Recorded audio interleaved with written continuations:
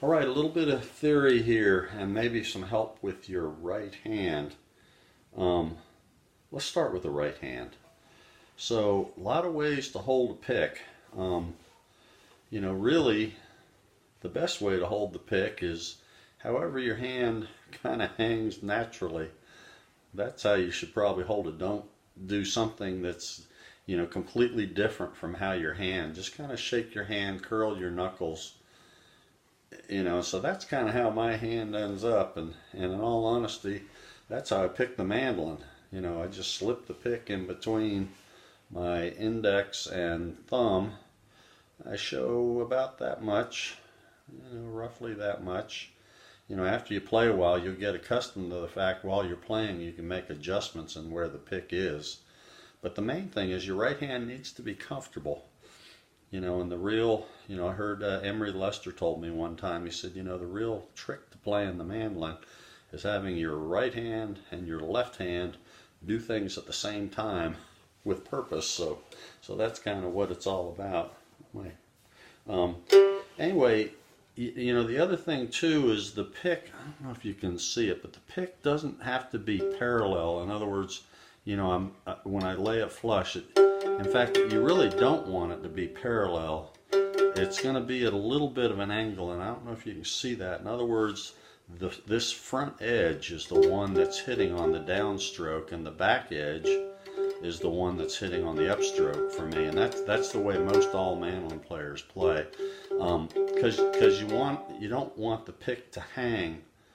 You don't want it to hang on the string. You want it to be able to slide through, and that may be part of your problem.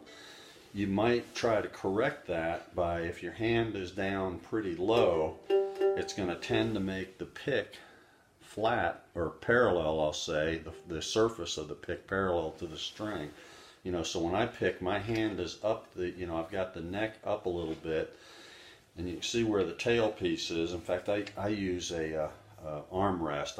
I like the feel of an armrest on a guitar. These are on a mandolin. These are about 40-50 bucks, and it looks kind of cool too. But it'll hold your arm away, and that you can tell by where it is. I'm not trying to sell this thing, but you can tell that's where my arm rests, and because it's there, it naturally gives me that angle, and it's awfully hard to tell there. But I am striking that string with, you can tell if I do it that way. I think you can. You can see that there's an angle there. In other words, it's not flat like this. It's turned, and that's going to be the same on the guitar or the mandolin. And the main thing I'm going through an awful lot of stuff, and I may be inadvertently making you overthink it. It may be better just to go ahead and work on it for what feels natural, but for it to feel natural, that first step, however your hand kind of naturally comes, then just slip the pick in. That's how it should be. And again, I think I've told you before, there's two schools of thought. You've got the Adam Steffi, Sam Bush, that genre. Fewer of those that actually plant their fingers. Neither of them use a pick guard like I do, but they plant their fingers on the top of the mandolin, and their wrist is off the bridge, so they've got points of contact. They've got this point of contact with their arm with the mandolin, and then they've got a finger or two. Steffi actually, I think, uses one finger, and I think it's the ring finger, maybe both. But you need 2 points of contact. The way most players play, not all, but most, and there's good players on both sides, and the way that I play really is a combination of the two. That second point of contact is with this fatty part of the heel of the hand behind the bridge, on top of the string. So I still have 2 points of contact, and I've got this motion going on as opposed to here. It's a little stiffer for me, and I used to pick this way. This was the way I used to pick, and literally it's been probably, I don't know, within the last year, I said, I need to do it more closed fist. And I go back to planning. If I'm doing tremolo, I may drag, but work on it this way. And like you said in the email, work on the you know, maybe, sorry, you know, maybe work on one string. Look at my right hand. And make them equal, make the volumes equal. Move to another string.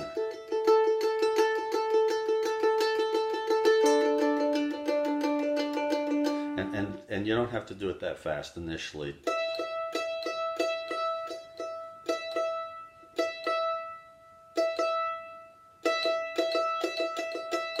Start out slow, make it comfortable. And you absolutely definitely need to be able to do this down up. You need to be able to do it both directions.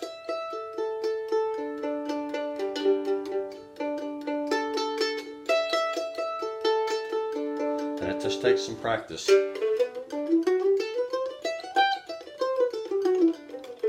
Just takes some practice to go through it. Nice and slow, don't get frustrated with it. But do practice those skills as well as the tunes. The tunes are kind of like the dessert.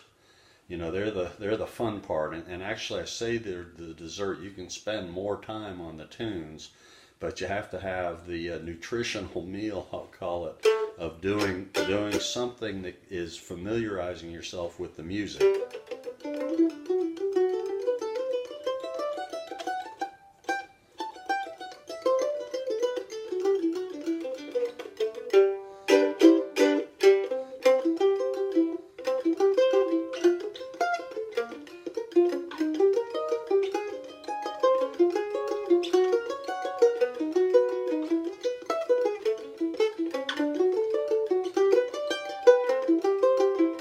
There's that circle of force that we talked about. So I think that's, let me think if there's anything else on the pick. You know, again, I like these triangular picks. These are tortoiseshell. I don't particularly like getting tortoiseshell, but I really like the way they play, and I've had these for, you know, I wouldn't buy tortoiseshell today, but I've had these for quite some time, so I feel okay about that.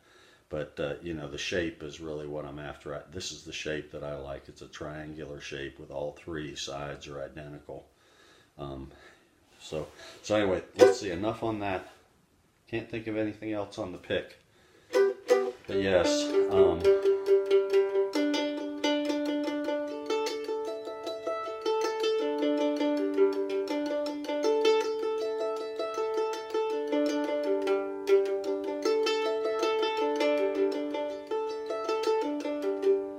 You know, anyway, you can do just stuff with your right hand.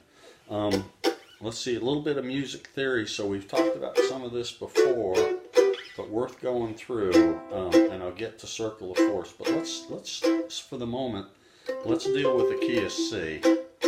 And a couple things. So I have C, D, E, F, G. First 5 notes in a C scale. C, D, E, F, G.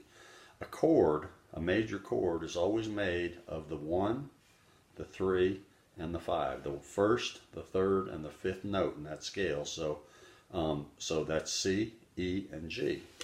So my C chord is C, E, and G. Those 3 notes are what make up a chord. And that's true for every major chord. 1, 3, 5. Those are the 3 notes in the scale.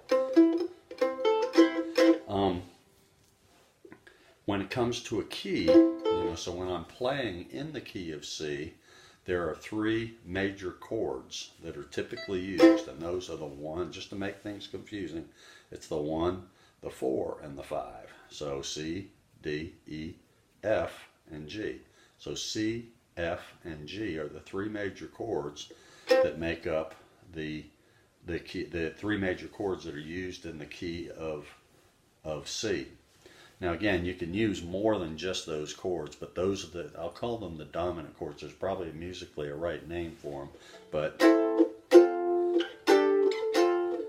there's the 3 chords.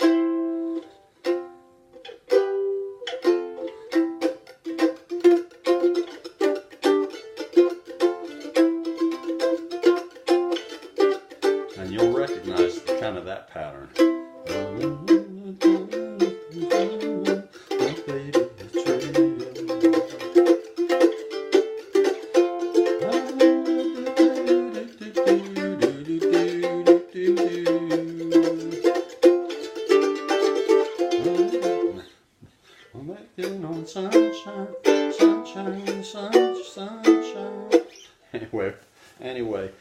there's another chord, you know, so we talked about C, D, E, F, and G. C, F, and G, those being the three major chords.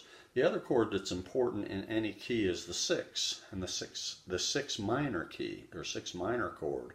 So C, D, E, F, G, A. So A minor is the relative minor of C. And that's always the case. The sixth minor, the sixth note in the scale, for any scale, that chord minor is the relative minor. And it's called the relative minor for a simple reason, and that's that every note in that minor scale is the exact same note that's in the major scale that it's relative to. In other words, I said A minor is the relative minor to C major. Okay, so that means that C major and A minor share all the same notes on the scale. So if I do if I go up kind of a part of an octave and a part on the C, starting on a C note,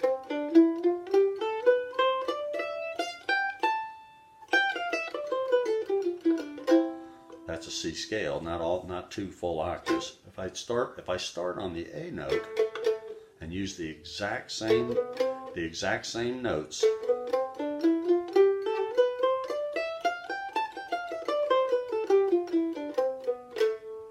there's the A minor scale, and it's the exact same notes as the C major scale. It just starts on a different note.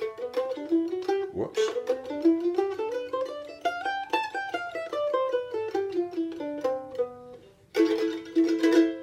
Now the A minor in the key of C, you'll recognize this pattern because it was maybe abused in the 50s and 60s in rock and roll.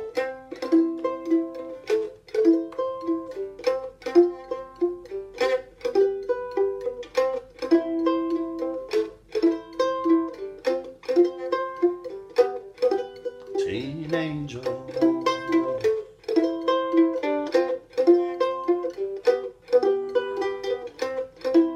And all that pattern is, that I usually call that a rock and roll pattern. It's not rock and roll pattern in today's musical genre, but in the 50s and 60s and maybe even in the early 70s it was used. So that's going from the C major to the A minor to the F major to the G major. It's using all those four chords. It's using the three major dominant chords, that being the 1, 5, and the 1, 4, and the 5, and it's also using the 6 minor.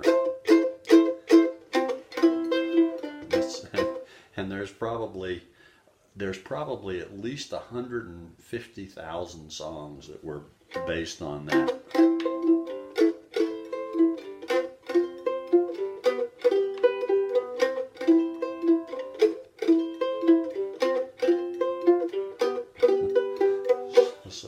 So there's that.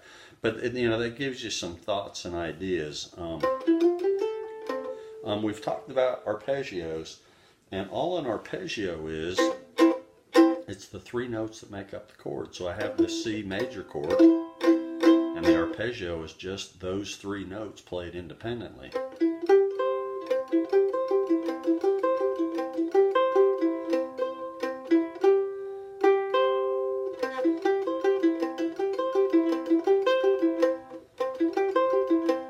So those are the three notes. So that's an arpeggio, and you can actually make it go two octaves. Let's see.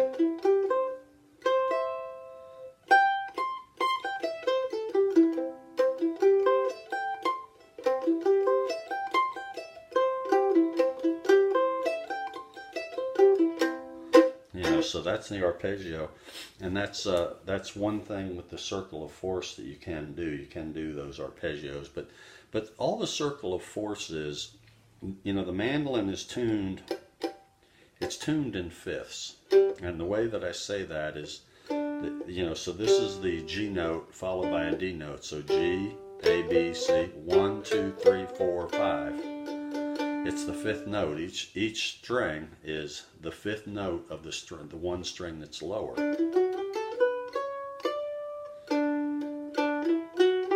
1, 2, 3, 4, 5. 1, 2, 3, 4, I get back to an open string every time when I'm doing an ascending scale.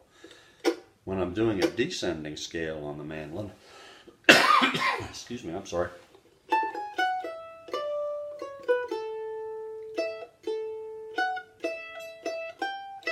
Let's see.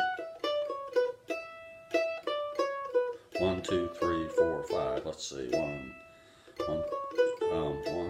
2, 3, 4, 5. 1, 2, 3, 4, 5. You know, I basically get the same thing. 1, 2, 3, 4, 5. 1, 2, 3, 4, 5. 1, 2, 3, 4, 5. 1, 2, 3, 4, 5. 1, 2, 3, 4. Let's see. 1, 2, 3, 4, 5.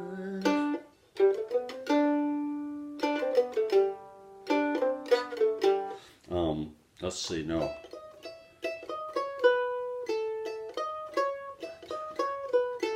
So anyway, that just gives you some ideas.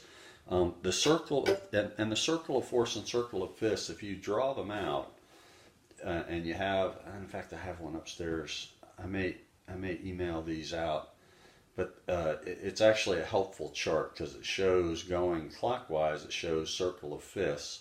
And circle of fifths has a very pronounced sound, and I always call that the Salty Dog Blues sound. It's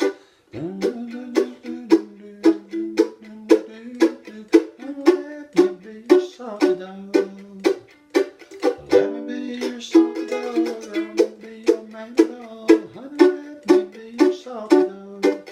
You know, so that. Those are fifths, so they're and it's called, you know, and this is where it gets confusing. It's called the circle of fifths, but actually it's kind of a circle of fourths, because I have an E chord right here, and then I go to an A chord, and the A chord is a fourth of the E chord. 1, 1, 2, 3, 4. And then the next chord is a D chord, which is the fourth of the A chord. 1, 2, 3, 4. And then I go to the G chord, which is the fourth of the D chord. 1, 2, 3, 4. So that's why, you know, you'll hear circle of fifths talked about, and it's kind of going the opposite direction, if that makes sense. But E to A is a fourth. And A to D is a fourth, and then D to G. G is the fourth of the D chord. So the exercise, you know, if I was to help prioritize for you for the exercises, start with the scales, especially working that right hand.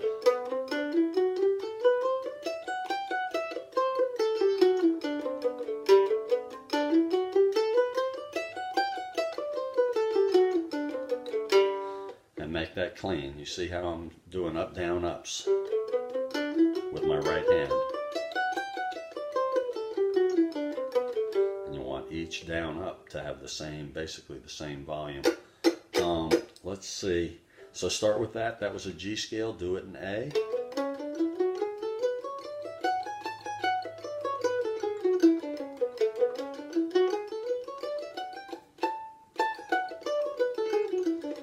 Work on that. Work on your arpeggios.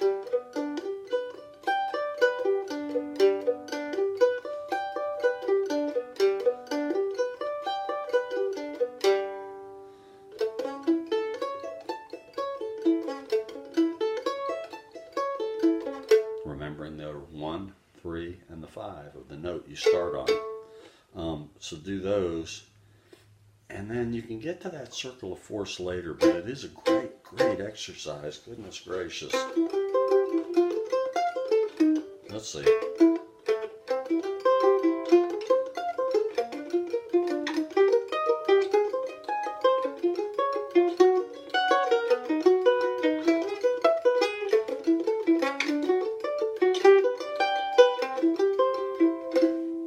And that's a full circle going in the fourths.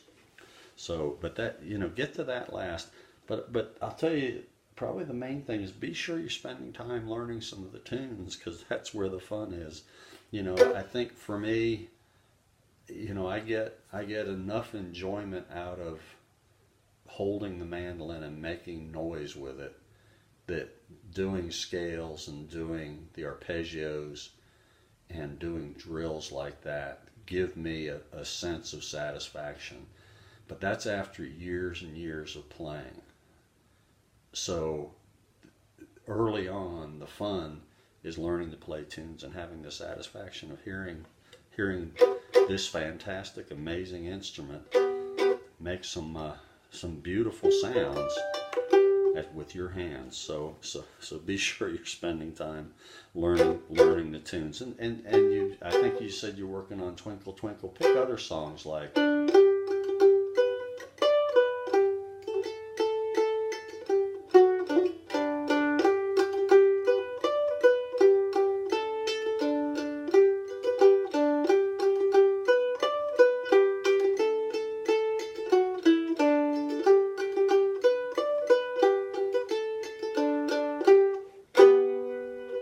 You know, pick out other songs too, and pick them out by ear on the ones that you're, you know, again, even just child songs, because it's so good for your ear to be able to do that.